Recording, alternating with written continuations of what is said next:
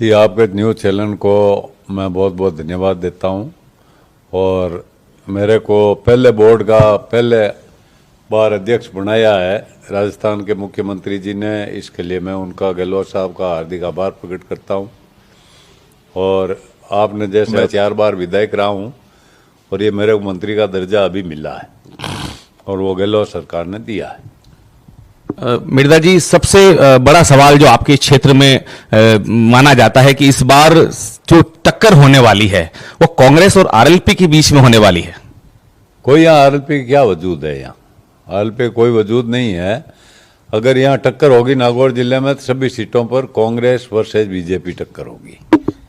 और ये आरएलपी तो क्या अपनी दुकान चलाते हैं, इनके पास ऐसा कोई, देखो ये जनाधार वाली पार्टी नहीं है, पर क्या है कि जब दोनों पार्टियों में टिकट नहीं मिलते हैं तो कोई कोई इनके पास चला जाता है और उससे ये पैसे ऐंठते हैं, फिर उसको टिकट देते हैं, फिर उसको खड़ा करते हैं। तो ये जाट समाज में मैंने अभी 2-4 दिन पहले मेरे 2-3 वीडियो वायरल हुए हैं।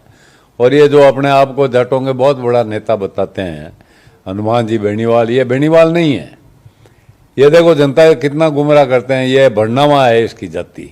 इसके पिताजी लिखते थे रामदेव बनगावा, ये बनगावा है, ये बेनीवाल नहीं है। और ये जाटों की राजनीति कमजोर करने का श्रेय पूरा पूरा इनको जाता है। ये राजस्थान के तमाम जो 2 बार 3 बार सीएम रहे, अशोक जी गहलोत, तो उनको गाली देता है, वसुंधरा जी को गाली देता है। आपने सुना होगा इसके वीडियो, लोगों को कहता है कि वो इसका अशोक गहलोत का भाषण आपको समझ में आया? अरे भाई, जो 3 बार मुख्यमंत्री रहे उनके लिए ऐसी बात करने का किसने अधिकार दिया आपको? वसुंधरा जी के लिए 2 बार बोला, दारूड़ी को सीएम बना दिया। ये कोई बात शोभा देने वाली नहीं है। दिव्या मदेरणा के लिए बोला, हमारे हरीश चौधरी जो राजस्व मंत्री थे पूर्व में, उनके खिलाफ बोला है। अनेकों अनेक हमारे जो जाटों में प्रतिष्ठित व्यक्ति हैं उनके लिए बोला है।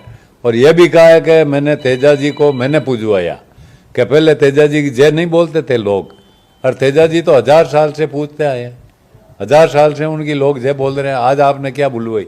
तो इसका मतलब ये हो गया कि आप तेजा जी से बड़े लीडर हैं। तेजा जी तो लोक देवता थे, आप बड़े लीडर हो गए। ये बातें जब लोगों को समझ में आएगी कि जाट राजनीति को कमजोर करने का काम किया तो ये हनुमान बनगावा ने किया, और अगर जाट राजनीति को खत्म करेगा तो ये याद नहीं करेगा। जब मैं पहली बार एमएलए बना था, नाथूराम जी साहब और कालवी साहब का समझौता था, उस समय राजस्थान में 52 एमएलए हम जनता दल से जीत के गए थे। 52 एमएलए जीते, उनमें भी काफ़ी संख्या थी जाटों की। पहले राजस्थान में 50 से 55 एमएलए जाटों के जीते थे। सभी कास्ट के जीते हैं, कोई जाट अकेला नहीं जीता। पर अब जो जाटों की संख्या कम हो रही है वो 25 से नीचे आ रही है। और ये माह से ऐसा काम करेंगे कि 10 एमएलए भी राजस्थान की विधानसभा में जाटों के नहीं मिलेंगे।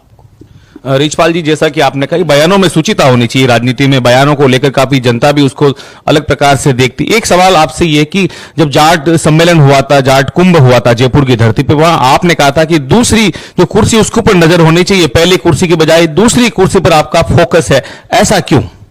ऐसा इसलिए है, देखो साहब, कि मैं सन 71 से राजनीति का काम कर रहा हूँ। 71 में नाथूराम जी मिर्जा साहब ने पहला पार्लियामेंट का चुनाव लड़ा था। मैं उस समय से राजनीति में सक्रिय हूँ। 10 चुनाव मैंने खुद ने लड़ लिए। 4 असेंबली के मैं जीत गया, 2 में हार गया, 6 और 2 जिला परिषद के लड़ लिए, 1 पार्लियामेंट का लड़ लिया। और 10 चुनाव के करीब मैं खुद लड़ चुका हूँ। मेरे को अनुभव है इस बात का कि जो सवाल आपने किया है, क्या सवाल था आपका? दूसरी सीट पर आपका कब्जा चाहते हैं, पहली सीट पर नहीं। हाँ, पहली सीट पर जो जाट महाकुंभ हुआ था उसमें मैंने ये कहा था कि जो जाटों में पहले नंबर के लीडर थे, नाथूराम जी मिर्जा, कुंभाराम चौधरी, सीसाराम ओड़ा और ये अपने नटवर सिंह जी, इनको भी अगर सीएम बनने की बारी नहीं आई तो आप तो ये होम मिनिस्टर की कुर्सी है उस पर नजर रखो, अब आपको सीएम बनने की बारी नहीं आने वाली है। मैंने सही बात समाज के सम्मेलन में कही थी और लोगों ने माना भी था कि ये रिचपाल मिर्जा ने बिल्कुल सटीक बात कही। एक बयान आपका और चर्चाओं में रहा है कि ज्योति मिर्धा अगर बीजेपी से चुनाव लड़ती है और बहरहाल ये चीजें भी कई बार सामने आई है कि जैसे ही ज्योति मिर्धा ने बीजेपी ज्वाइन की, राजनीतिक सियासी गलियारों में भी ये बात धीरे धीरे सुगबुगाहट चालू हुई कि रिचपाल जी मिर्धा और उनका परिवार भी बीजेपी की ओर जाने वाला है। फिर आपको एक बयान भी आया कि ज्योति मिर्धा अगर चुनाव लड़ेगी तो आप उनका समर्थन या प्रचार करेंगे। इसको लेकर के क्षेत्रवासियों को क्या कुछ कहना चाहेंगे आप? बिल्कुल, मैंने ये बात कही थी। ज्योति मिर्धा जब से भाजपा में गई है तो मैंने मेरे क्षेत्र के लोगों से बात की और मेरे इलाके के लोग जो अब की बार राजस्थान के मुख्यमंत्री जी ने जो योजनाएं दी है और जैसा काम राजस्थान में गरीब के लिए किया है, चाहे चिरंजीवी योजना हो, चाहे अपने ये फूड पैकेट बांटने की योजना हो, चाहे ये फोन देने की योजना हो, इन सब योजनाओं में ऐसा अच्छा काम हुआ तो मेरे इलाके के लोगों ने कहा अपने कांग्रेस पार्टी में ठीक है और आप कांग्रेस में बने रहो, हम मजबूती से कांग्रेस में चुनाव लड़ेंगे और आपको मजबूती से इस विजयपाल मिर्धा को चुनाव में जिताएंगे। मैंने पहले ही मना कर दिया था कि मैं आपको चुनाव लड़ने वाला नहीं हूँ, मेरे ये चुनाव विजयपाल लड़ता है। और जो मैंने ये बात कही मैंने उस रूप में कही थी, यहाँ ही मीटिंग थी, मेरे किसी कार्यकर्ता ने मेरे को पूछ लिया कि अगर ज्योति मिर्धा बीजेपी से चुनाव लड़ेगी तो आप क्या करोगे। मैं हनुमान बेनीवाल के सामने अगर खींवसर में चुनाव लड़ेगी ज्योति मिर्धा तो मैं उसका समर्थन करूंगा और हनुमान बरनामा का विरोध करूंगा, ये बात कही। ये जैसा कि रिचपाल जी ने बताया कि ज्योति मिर्धा अगर खींवसर से चुनाव लड़ती है बीजेपी से, हनुमान बेनीवाल उनके सामने होते हैं तो वो कहीं ना कहीं ज्योति मिर्धा के साथ में नजर आ सकते हैं। लेकिन अब ज्योति मिर्धा को नागौर से चूंकि टिकट बीजेपी ने दे दिया है, खींवसर से बीजेपी ने अभी टिकट का ऐलान नहीं किया है।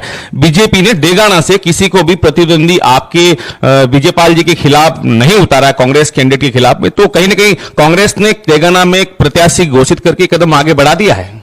बिल्कुल, कांग्रेस पार्टी ने अभी जो सूची जारी की है करीब 81-82 सीटों पर उन्होंने उम्मीदवार घोषित कर दिए है और डेगाना में तो हमारे को मुख्यमंत्री जी ने पहले ही कह दिया था कि भाई आपका टिकट तय है, आप अपना काम करो। मैं तो टिकट की घोषणा तो बाद में हुई है और मैं 17 नवंबर को यहाँ आ गया था। 17 नवंबर से लगातार इलाके के लोगों से मिल रहा हूँ, घूम रहा हूँ, यहाँ बात कर रहा हूँ। वैसे लोगों की यही भावना है कि अपने तो टिकट कांग्रेस का आ गया, अपन लड़ेंगे और चुनाव अच्छे तरीके से जीतेंगे, हमारे को कोई परेशानी नहीं। एक सवाल और, सबसे बड़े प्रतिद्वंदी अगर आपके क्षेत्र में कहे जाए, आपने भी कहा कि बीजेपी से सीधी टक्कर होगी, अगर बीजेपी एक बार फिर से अजय सिंह कीलक को टिकट देकर के मैदान में उतारती है तो क्या कुछ मुकाबला रोचक रहने वाला है आपके लिहाज से? राजनीतिक अनुभव के आधार पर क्या कुछ कहना चाहेंगे आप? देखो साहब, हम किसी को उतारे, चाहे बीजेपी अजय सिंह जी को उतारे, चाहे CR चौधरी साहब को उतारे, चाहे शिवजी देसवाल को उतारे, चाहे रामनिवास भुट्टो को उतारे, वो 4-5 उम्मीदवार उनके हैं। हम अगले को कभी भी हल्का नहीं मानते, इनमें से कोई भी लड़े। चुनाव चुने के तरीके से लड़ना चाहिए और चुनाव में जितनी मेहनत हमारे से होगी, हम जो जितना लोगों का दिल जीत सकते हैं वो काम पहले भी हमने किया, अब भी करेंगे और इसका फैसला डेगाना क्षेत्र की जनता करेगी। एक चीज और, अंतिम सवाल मेरा आपसे यह है कि रिचपाल सिंह मिर्धा क्षेत्र के लोगों के बीच में कई बार चर्चा आती है, आपके मन में कभी ऐसा आता है कि इस बार मौका मिला और पार्टी ने कहा कि रिचपाल जी इस बार आपको राजसमंद से लोकसभा का चुनाव लड़ना है, तो ऐसे में रिचपाल मिर्धा का क्या वक्तव्य रहेगा, क्या विचार रहेगा? अब साहब, मेरा कोई चुनाव लड़ने का इरादा नहीं है, चाहे पार्लियामेंट का हो चाहे असेंबली का हो। मैं तो ये विजयपाल चुनाव लड़ेगा और मैं तो ऐसे ही, मेरे को जो 3 साल का ये बोर्ड का अध्यक्ष दिया, उसका अधिकार दिया है, उसके माध्यम से लोगों की सेवा करूंगा। मेरा कोई इरादा नहीं चुनाव लड़ने का। बहुत बहुत धन्यवाद। ये थे रिचपाल सिंह जी मिर्धा, जिन्होंने हमने बहुत बेबाकी के साथ में इन्होंने अपनी बातें बताई, क्षेत्र के लोगों की क्या समस्या उनको भी इन्होंने रखा और सीधा सीधा बेनीवाल को बेनीवाल नहीं, भरनंगा एक अलग प्रकार की भरनावा इन्होंने अलग प्रकार से बताया कि बेनीवाल नहीं है, बेनीवाल भरनावा है।